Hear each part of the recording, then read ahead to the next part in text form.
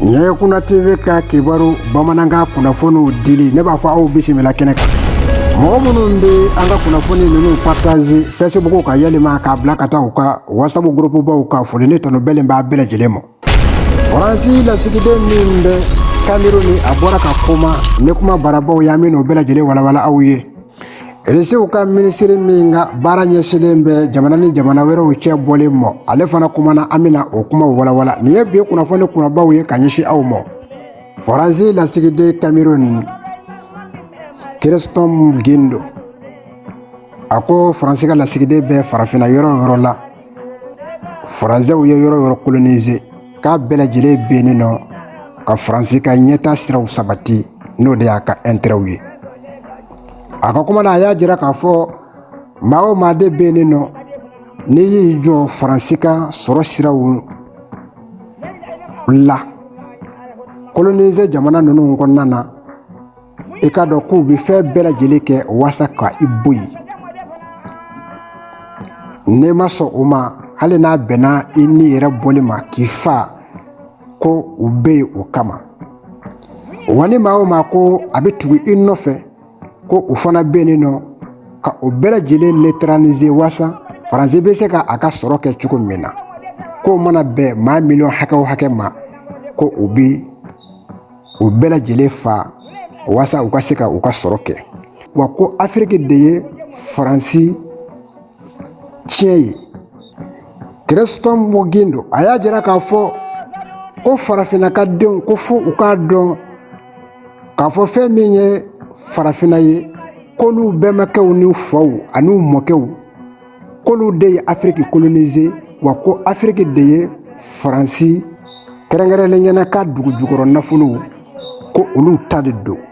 u ni maa si jɛ tɛ. K'a bɛ min fɔ farafinw ye a b'a yira la k'a fɔ fɛnɛ maa o maa bɛ yen ni o de bɛ se ka olu défend farafinw na u ka duguw la ko olu de bɛ o dɛmɛ walasa u ka se ka kɛ présidents ye. Wa n'i ma sɔn o ma k'u bɛ tila ka maaw bila i la n'olu ma sɔn olu yɛrɛ de bɛ ni kɛnɛ karaba wa k'olu ti bɔ maa si ka dugu la gouvernement ka kuma fɔli la k'u bɛ se ka taa ka bɔ dugu la ni kun min ye k'o de ye jamana kɔnɔdenw mana wele k'u jɔ k'o de la olu bɛ taa ka bɔ a ka dugu la. Farafinw nin b'a jira na k'a fɔ bɛɛ lajɛlen sera sa k'i ɲɛ wuli ka bɔ sunarɔ ani ka i yɛrɛ kɛrɛfɛ i yɛrɛbakun na. Christophe Guindo halisa a ka kuma laser'u la a y'a jira k'a fɔ ko fɛn min kɔni ye lasigidenw ye halisa farafinna gun kan ko f'a ka dɔn a ka faamu olu nakun tɛ dɔwɛrɛ ye olu ka hɛrɛ bɛ se ka sɔrɔ cogo min na wa k'u bɛ o hɛrɛ in ɲini cogo bɛɛ lajɛlen la wa ko teri tɛ olu la farafinna abada fo k'a sɔrɔ i jɛna ni olu ka laɲini ye. Faransi lasigiden y'a jira olu ni maa si tɛ bɛn maa o maa de bɛ n'a bɛ a tɛgɛ biri a ka sɔrɔ kan fo k'i tɛgɛ bɔ i ka sɔrɔ ni olu ni ɲɔgɔn cɛ k'olu ni bɛ sɔrɔ ka bɛn o de kan. Faransi lasigiden ye kanto a ko conférence de Berlin a k'o kɛra 1885 n'o de ye 1889 san ye ko kun wɛrɛ fosi kun t'o la ka se ka Afiriki jamanaw ka sɔrɔ tila farajɛla jamanaw ni ɲɔgɔn cɛ. O b'a jira na k'a fɔ ko farafinw ka wuli ka bɔ sunara u kun da mɛ sunɔgɔ min na bɛɛ lajɛlen ka se ka kɛ a yɛrɛ ta cogo min na. Resiw ka ministre min ka baara ɲɛsinnen don jamana ni jamana wɛrɛw cɛ bɔlen ma ale bɔra ka kuma n'o de ye Charles Borogne a y'i kanto ni maa min b'a fɛ ka bɔ jɔnya na ko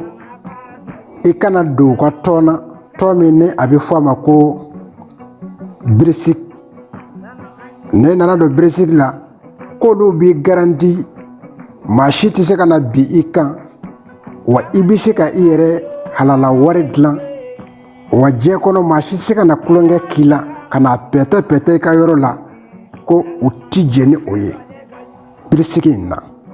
Wa jamana 5 ɲɔgɔnna kun fara mɛ ɲɔgɔn kan mɛ sisan fɛn min kɔni ye jamana 20 ɲɔgɔn ye olu bɛɛ lajɛlen farala ɲɔgɔn kan Resiw ka